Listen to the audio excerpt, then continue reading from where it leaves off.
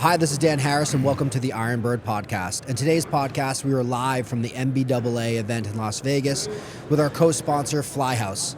On today's event, we have Richard Coe. Richard is the Managing Director of WingX. Richard, do you want to introduce yourself and what WingX does as a company? Yeah, thanks guys, and thanks Flyhouse. Thanks for inviting me. WingX has been around a little over 10 years. I set it up with my business partner, and he was ex-Jet Aviation, and I'd been through a few years in the biz jet industry, learning the ropes. And yeah, we set it up because we felt there was a gap in the market for really strong visualized analytics, particularly around the way in which aircraft fly. So he at the time was for Jet Aviation, tracking aircraft activity via a feed to flight plans. And essentially the two of us said, right, let's set up a hub that is dedicated to tracking as much activity as possible across the biz av space and translating that into meaningful analytics for all the suppliers and operators and investors. Which, with airplane operators, where do you see as the most important data that they should be tracking? How aircraft are used, and I say this simplistically, is probably the leading indicator on the health of the market. And so, what does that data look like? Well, if you can blend it properly, and that is a challenge in itself because we're talking about multiple data sources. We use 12 different data sources for flight activity. If you can blend it properly and you can analyze it and make it visually apparent, you can essentially track trends in which aircraft are gaining or losing market share of customers and how those aircraft are being used. Because after all, when an OEM is developing an aircraft kind of blueprint, they're thinking, right, well, what is the gap in the market? How do customers want to use an aircraft that might not exist now? What we see is how that aircraft, in reality, what traction is it getting and how is it being used? What kind of sectors is it flying? What sector duration?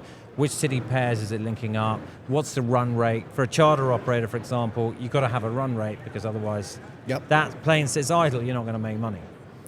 So what are the current trends do you see in aircraft types? What aircraft types do you see are gaining more use from customers? And which aircraft types are starting to decline in use? We've had different phases, and we could go back 10, 15 years. WingX has got 20 years worth of data. But if we look back to the most recent 5 years, what we saw was this COVID interruption, everyone down tools for a month or two. We then saw this incredible resurgence in business aviation. We saw all kinds of aircraft essentially being brought back to life. Many older aircraft, older platforms, Hawkers, some of the older Citations, and we saw a lot of usage in the light jet market. That's because a lot of the flying during that early period, 2020, 2021, was domestic. So a lot of the smaller aircraft did the job.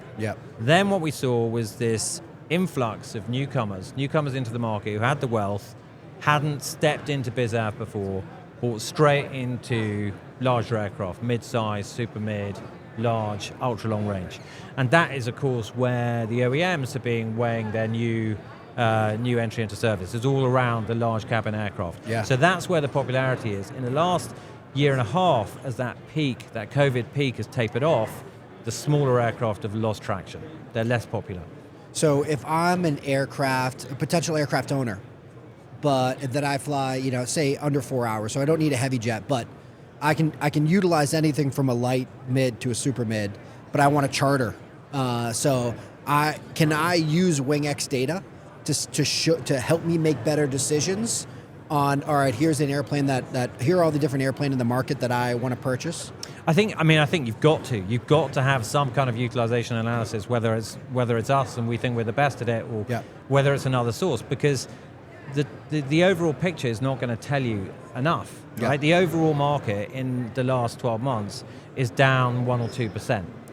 But then if you break it into cabin class, you can see that the large cabin class is gaining a little bit, the mid-size is gaining a little bit more, and the lighter end of the market is really seriously dropping off at this point. Even that doesn't tell you the story. You've got to dig in again, and then you'll see that there are jets in the light part of the market that are doing phenomenally well. Phenom 300? The Phenom 300, right? The Phenom 300, the CJ3 is doing great, PC-24 is doing great.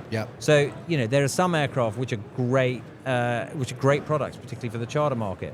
But the rest of the market, the rump of the market in the lighter end of the market is really falling off. You see the same patterns in the super mid-size, being really strong, the 3500, doing great work. The Latitude and the fractional program's doing fantastic. But you see a lot of other medium-sized jets, far less active than they used to be. Jack, when you were advising clients to purchase airplanes, call it 10 years ago, did you have data to access, or what did it look like? You just had what the charter market dictated, right? I mean, you didn't peel that onion back. Yeah. Now there's so much more data that gives you, the true maintenance cost of these airplanes. Yeah. That's where it comes into play. It's like, all right, guy buys an airplane, but the unknown is the maintenance, right? Yeah. And so it's like, all right, well now we can schedule this stuff out, get some sort of, numbers in place. Then it's like, okay, because now we have the data, the historical data going back 10, 12 years. Yeah. Now we can see, okay, hey, these are the trends. Yeah. Right. Windshields, for example. Yeah. A windshield was 40 grand, now it's 130 grand if you can find one. Yeah. Tires, same thing. Yeah. So you're going to brakes on the G5s are tough. What is the life cycle on that? Well, it used to be an X, now it's Y. Yeah. Yeah. Jack, you've been through a couple presidential cycles. You see, typically there's some kind of fluctuation in the market, right? Richard, what does the data tell you of flying, and maybe from the charter standpoint or fractional standpoint? What are the presidential years? How does that affect charter operators and charter flying? Yeah, I mean, it's an interesting question because we look back over 20 years. So we've looked back at the election cycle over the last 20 years. And we've seen essentially a kind of 5% slowdown compared to the normal period in the run-up to the election. So it's really similar to the transactions, because I know the transactions has a similar pattern. And it's hardly surprising that the biggest slowdown is in the charter market, because that's where the discretionary spend is, particularly in the light side of the market. You've also got, which we've seen this year, because we run correlations with all sorts of external factors. We run correlations, let's say, against money supply, IPOs, M&A, equity markets, interest rates. So we know how they correlate, and we can see the slowdown in, let's say, IPOs, and it's hardly surprising. In a run up to an election, a lot of that business investment decision making is going to get put off, and that is correlating to further slowdown in biz jet activity. I'd be interested. I'd be curious to know on the. You talk about the presidential years. There was one in particular where the depreciation was 100%, and you look at that, those years, and we're going to go back probably 6 or 7 years ago. Yeah. From 100 now, I think it's 60%. I wonder what the data shows you on those, because you still had an election year, but you still had the depreciation factor, which allowed the extra bump. That's going to play really heavily in the purchase decision making. Yeah. I think in the aircraft utilization, you've got a large part of the market which is corporate flying, private flight departments. A lot of that is about kind of lifestyle and just carrying out the operational business of the corporation with a private jet. That's going to continue because that's just got to keep running. Yeah. But the discretionary end of the market, that's where we're seeing the biggest slowdown. In September, we saw 6% drift in charter activity year on year. Wow. And that's, that's the canary in the coal mine. That's kind of worrying for the market. But if it's just a bit of hesitation before the election, understandable. I mean, interest rates, play a massive factor, obviously, in the acquisition as well. I was going to say, do you correlate it to the financial markets as well? Can you correlate financial markets, rises and dips, and even on a if we see the market have a bad week, do you see a correlation from the next week or the next month of flights slowing down, maybe people not taking that charter or not flying their fractioner and going commercial? Is there a correlation between that as well? It's difficult to discern that the immediate switch that might come about from an interest rate change. But what is possible, and what we do very regularly, is that we look at all kinds of events that take place. It might just be, in the calendar, all kinds of kind of sporting and lifestyle events, and we can see very clearly what kind of magnet that has for business aviation. And events like Super Bowl events or things F1 like that? coming up now, but everyone knows about the Super Bowl being a really big magnet, but there are literally 200 or 300 events that we have calendared, and we can track the really at times very substantial change in one airport's activity due to an event which many of us just like may overlook because it's not kind of Super Bowl or Masters, but it is still bringing in, let's say, an art fair, it is still bringing in a substantial number of PJ users. So can an airplane operator take that data? Like, could Jack take that data and say, all right, I need to move airplanes to this location definitely because... Are people doing that right now? They should be, and they can do with our dashboards, because what we're doing in our dashboards is not just looking at, on days of travel. We're even paring it down to like, what is the time date stamp for every arrival and departure?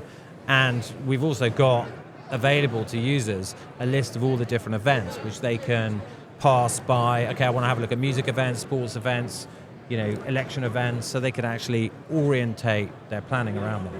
It's crazy because, who would have thought we were flying into San Jose last year and the 49ers were having their, championship, NFC or whatever it was. And there's no data showing me that SJC was going to hit me with one of these special event fees. You look at NBAA now or at Vegas, it's $5,000 just to come in and say, hey, yep. Who would have thought? F1. F1. I mean, it's just... The week leading up to F1, too. It's like you want to get into F1 early, you're still getting hit. Well, by the way, then you got the Eagles playing at the Sphere. That's creating more private jets coming in. So it'd be interesting to see. I'd like to, love to take a look at the data and because it's all about proper planning. Yeah. For an investor that's looking to purchase a company in the aviation space, what do you think is a few things that they should be looking at to look at a health of our industry in general? Yeah. No, it's a great question because we have so many different suppliers here, some of whom are sitting in a great position, some of whom are in a tough position. I mean, if you're in a charter market, it is a tough place to be. I just talked to you about the numbers, it is drifting at the moment. There are successful charter companies, but mostly we've seen a migration towards, the programs, the fractionals, who've got bigger fleets, more economies of scale, and they're bringing in customers. If you're an FBO customer, if you're an FBO supplier rather, this has been a great couple of years because lots of new users come into the market. Yep. You're sitting at airports that are seeing 10, 20% more activity than they were 5 years ago.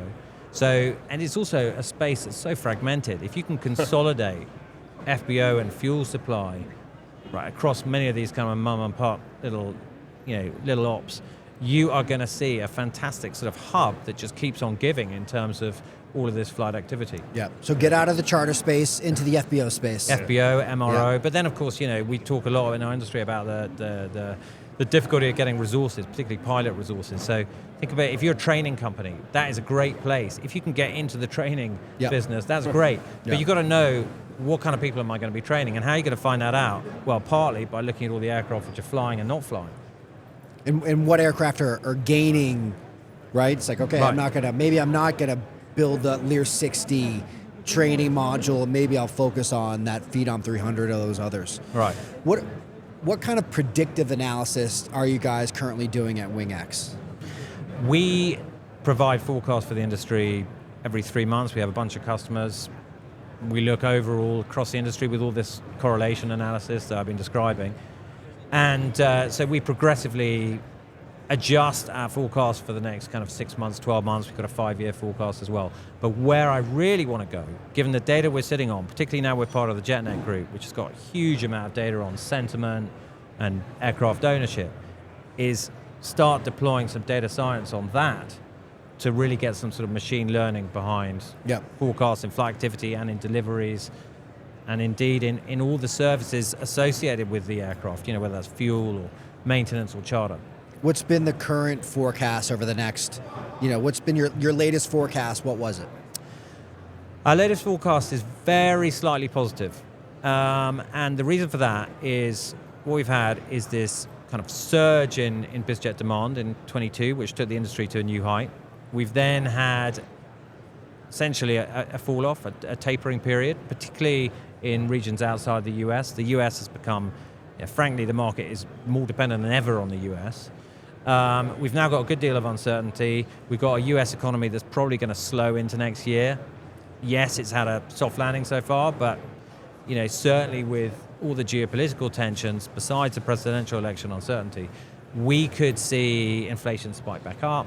So we're not particularly confident, or rather I would say we're slightly less confident than many of the stakeholders in the industry about everything, kind of roaring ahead, really good situation. I would say it's let's say, batten down the hatches. How long do you think that's going to be for? Well, look, this industry is, it's always going to work in cycles. It sounds an obvious thing to say, but quite often in this industry, when things are going well, everyone says, well, there's no reason they're going to go badly. It's going to go well forever. And when they're going badly, I remember that long decade. It's like, well, when the hell is this ever going to get better? The fact is, you look back at recessions in 92, 2001, 2008, this industry will go down with the next recession. It will have to work its way through that cycle, and there'll be the other end of the cycle, and then it'll pick up again. Jack, as someone who's been through a couple of those recessions, what do you think the consumer needs to look out? What are the biggest issues to the consumer? What could happen to them?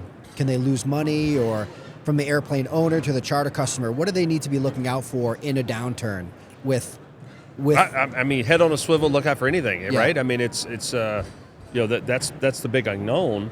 I think at the end of the day, private aviation has always survived. Yeah. And so, your airplanes might not be as worth as what it was last year. Yeah. Right. We got lucky 3 years ago, and the airplane values went skyrocket. Yeah. And then that created a flux in the market, and it created this false education of this is the way it should be. Yeah.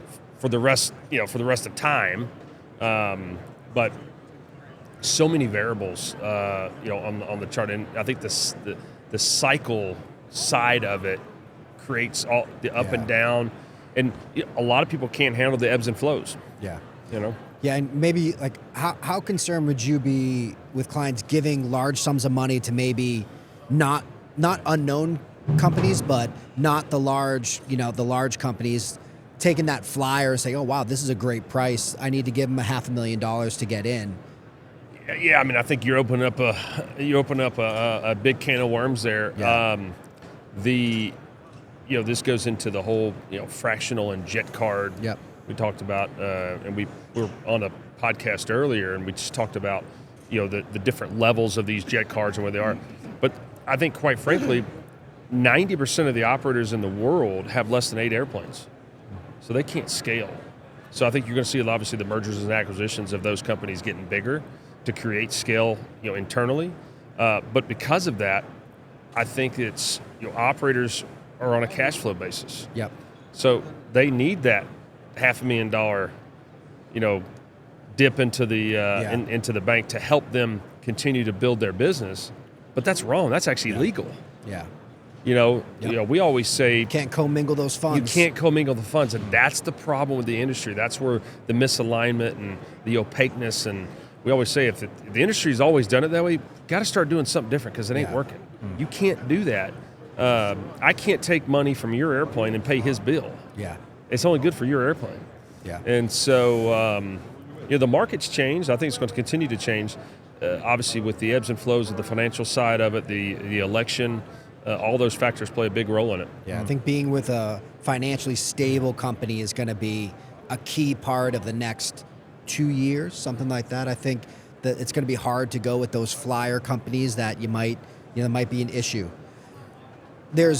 As charter flying goes down, usually there's a trailing used airplane inventory level rises. As airplanes can't meet their demand, usually airplane owners say, all right, I'm not getting the 40, 50 hours. We're gonna move these airplanes into the inventory.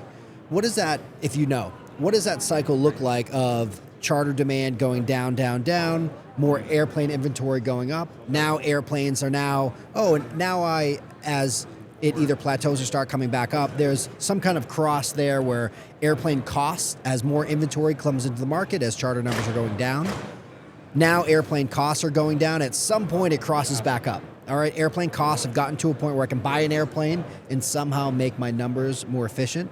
Have you seen those cycles, and how long do they usually take? I know it's hard to catch a dropping knife, but if you're an airplane buyer and you say, all right, I want to buy an airplane over the next 2 years, when should I think about the market coming back and that equilibrium of price and charter numbers? Yeah, no doubt. I mean, That is a really tough question for some investors out there if they're brave enough to get into the business, because after 2008 there were companies that emerged, there were charter companies that emerged that have been successful, and they got into that market and acquired aircraft at great rates, and that's how they built their fleet and their reputation. So the timing is everything. Clearly, it sounds cliche. Yeah, it is. Who do you think are the best, well, not the best, who would you say are WingX users that maybe you might not think about outside of airplane operators and things like that? Who else are utilizing the WingX data very interestingly? Well, investors over the last few years, for sure, because they've looked at an industry that's had this resurgent level of interest, lots of newcomers coming in, and they have used our dashboards to look, for example, at FBO consolidation, to say, look, okay, we've got kind of a string of FBOs here, we could put them together. Let's have a look at the customers that are sort of crossing paths, that are crossing over. Let's look at the kind of synergies between these different locations, and consolidations have taken place, as we all know. So it's been a great tool for that wave of investment coming into the industry. Now, of course, we've seen that ebb, because the industry is now kind of facing some challenges. The tough bit over the next 12 months, because we do think it's going to be tough, it will be an opportunity for some players. For many, there will be so much challenge that they actually sort of pull out, and as you say, there'll be more aircraft going into inventory. But for those that are ready for it and prepared for it and can see the numbers, there's probably some great acquisition opportunities coming up. Where do you see that timeline-wise? What do you think that is? 6 months, a year? No, I think we're still going to see some factors play out. I mean, clearly, the election is a little bump in the road, to say the least. But if you've seen the data after the election, it doesn't matter who gets elected. That pretty much always, there's no big difference if it's red or blue. Is there after whoever gets elected? Not a great difference so far. I think what we've seen in the market over the last year and a half, and this is globally, but also affecting the US, are these geopolitical issues really starting to weigh heavily on our industry. Before they were on the horizon, they were external, they were important. Is it all oil pricing though? It's that's a factor, because if the Middle East escalates, and it's already escalated enough, then we see the oil price going back up, we see inflation ticking back up, consumer confidence is pretty febrile already, and that could be a real turning point for the economy, for sure. What advice would you give to someone that wants to enter the airplane space, that wants to buy an airplane, try and make money for it? Would you, if you said, hey, here's one airplane in one location, if you were to buy an airplane, what would it be, and where would you place it? Just one aircraft. One aircraft. Tough to build a business out of one aircraft. But, there are aircraft with fantastic utilization levels, close to 1,000 hours a year. So, clearly the likes of the Phenom 300 and the PC-24, they're finding some really, really strong some really strong customer bases. And what do you see? Do you see the regions in the U.S.? Yeah. Do you see any big changes in the regional? What's on the upswing? What's on the downswing? I mean, it's just it's essentially followed the money. If you look at Miami, the migration of high net worth individuals, it's been very clear where it's gone. You just look at the numbers. We could see the correlation. To Florida, to Texas, and away from California, and to an extent away from the Northeast, and that is where all the BizJet numbers have moved as well. That's really interesting. Sure. Wow. So Jack's going to move all of his airplanes into Texas, into Dallas, and into Palm Beach. Yeah, I tell you, I'm concerned. Who would have thought 15, 20 years ago you wouldn't say Lear 35, Lear 31 again, right? Yeah. Lear 55. I'm concerned about the new aircraft coming into the market over the next 10 to 20 years, just because they're, you look at the G4s, for example. G4s will be the new G3s. Yeah. Right? And then the G5s will become the G4 type, so when you look at, who's making light jets right now? There's only two. Yeah. Citation and Embraer. Yeah. Pilatus got the PC-24. Yeah, and so where is the next? So you're talking about volume from a scalability standpoint. How do you what is the next? I just struggle at what's this landscape going to look like in 10 to 15 years? It's the margins, right? So when aircraft manufacturers look at the margins, They say, I make a hell of a lot more money by building a 15-seat, 14-seat aircraft than I do a 6-seat aircraft, right? But there's utilization there. The problem is that it's tough to enter the market. There's no new entrance into the aircraft manufacturing space, right? It's a really tough entrance. Well, and then, oh, by the way, we need parts. Yeah. I mean, we're seeing it now. It's like, I think the demand's there. We always say we're putting asses in seats. Man, I think there's a lot of asses out there that need seats. The problem is you can't get the seats in the air for maintenance. These shops are backed up, that you can't get parts. Oh, by the way, I can't get my crew trained because the training centers are backed up.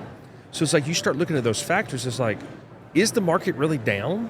I always question that as well because it's like, I think the demand is still there. I just don't think there's enough lift. Yeah. There's not enough, not enough seats. So it's going to be interesting to see. Obviously, the data tells you all, right? Right. How much of the data are you seeing are people moving away from charter 135 flying and into fractional and 91 flying? Yeah, I mean, there's several shifts going on. There's no doubt that charter has lost out at the expense of fractionals expanding their coverage, because I think that, we had some toppy pricing over sort of 21, 22. I think the charter market kind of shot itself in the foot with that. I think it did. Right. I think got a little greedy. Yeah. It was good. Yeah. Everybody was eating good for a little bit. Now they're going to pay for 3 to 5 years as everyone's in a contract. Right. That's right. So maybe I wonder if you'll see that in the data as charter got greedy over COVID, drove people into programs now for the next 3 to 5 years as people work through their program contracts. But so we talk about data. How good is that data for the crew scheduling standpoint? That's where if you could solve that, because then it's like, how do I go to an owner and go, okay, I need 4 pilots. Okay. And I'm based in Palm Beach and I want 50, 60 hours. Well, if you're an operator that can only fly in and out of Palm Beach, meaning you don't float your airplane, okay, I've got a guy that's on 15 to 15 schedule, so I got 2 pilots. What if the airplane's down the 15 days? Yep. Yeah. Airplane comes up on the 14th day. Oh, nope. Pilot says, I'm going home. Yeah. It's like, oh my goodness, now I got an airplane sitting. I can't predict. Now you can schedule out the schedule maintenance, but I can't predict the AOG stuff. Yeah. But then when the AOG stuff happens, that airplane's sitting. Every day that airplane sits costs the company money. Yeah. And owner, and it goes on down the thing. So yeah. The data, solving it from the crew scheduling, the trends of, hey, this is, the end When of you the should month put that is crew good. down. You put the crew down, put the airplane down, and I mean, something we're working on is the kind of flip side to aircraft being in the air. What happens to aircraft on the ground? So we're tracking what are the parking trends across all aircraft at all airports. We can tell, and we've got a lot of interested customers.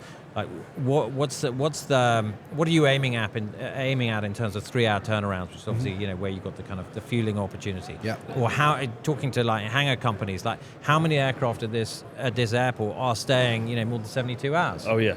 And actually working out, modeling that in terms of dimensions, like what space demand are we getting? Right. In space, what the size of airplanes that are going to that location. You don't build a 20 by 30 hangar if you got Gulfstreams flying in there, right? What do you think the future is for aviation data in the users forum? What do you think airplane operators and financial institutions that want to invest in the space, what are they asking for that you can't currently provide? And what are you trying to work towards providing? Yeah, I think that the ambition that we've had since the get-go is to join the data in this industry. And we started with aircraft utilization because that was our access point, and we felt that was sort of undercooked. People couldn't really see where aircraft were being used. Yep. But really what we want to do is join that up with ownership data, sentiment data, all kinds of economic data, because the different approach we took at WingX is not just the focus on flying, it's a focus on visualization. We've got dashboards, and that kind of, in our industry at least, set us aside from other data providers. We're not just interested in the data. We want to show the insights through dashboards which are completely interactive and can allow users to join together any aspect of fleet and activity. What we want to do now, same dashboard, but this time you can join it with sentiment. Yep. You can start to build sort of metrics around what that means. What's that mean in terms of fuel or potential charter value, get in charter pricing as well. There's so much still to be tied up, for sure. Now, I just read that Facebook revoked the celebrity flight tracking accounts. They kicked them off of Facebook. What do you see do you think that's going to change if there's some kind of anti-airplane tracking movement? What will that change from your perspective and a data perspective? And do you think you think we should be allowed to track where Elon Musk and Taylor Swift go?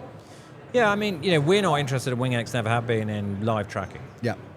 We do ground live tracking, which is important in terms of suppliers offering, hangars or wanting to know which FBO is being used. Yeah. But we're not interested in live tracking, and we're also not interested in anything beyond B2B. So we don't make any of our informational analysis, available to the public or to the media in the sense that they'd be able to track this or that celebrity. It may happen. There may be policy changes that would further block the ability to live track an aircraft. I'd be very surprised if the further ability to track the way in which the market uses aircraft on a historic basis, if that is really limited, because after all, that's you need that for safety, for apart from anything else, for safety, but also for all kinds of commercial insights, without which be struggling to know how much fuel to provide or which FBOs to consolidate, et cetera, et cetera. Yeah, where an airplane may be lost or a pilot issue. Well, indeed, Yeah. If someone wants to get in touch with you or get access to your data, how can they do that? Yeah, well, we're part of the JetNet group now. So WingX was our little baby for 10 years, and then we brought it into the JetNet group, and JetNet's a well-known brand. You guys know JetNet. Yep. And JetNet brought in ADSB Exchange, which is one of the sort of up-and-coming ADSB providers. Yep. So it's a fantastic constellation. We've got a hub there to do what I described in terms of building ambitious dashboards that join these data points. So, yeah, come find us at JetNet. JetNet.com. JetNet. Awesome, Richard. Thanks so much. I really appreciate it. Thanks, appreciate guys. time, Yeah. Richard. Thanks. Thank you. Thank you. Appreciate it.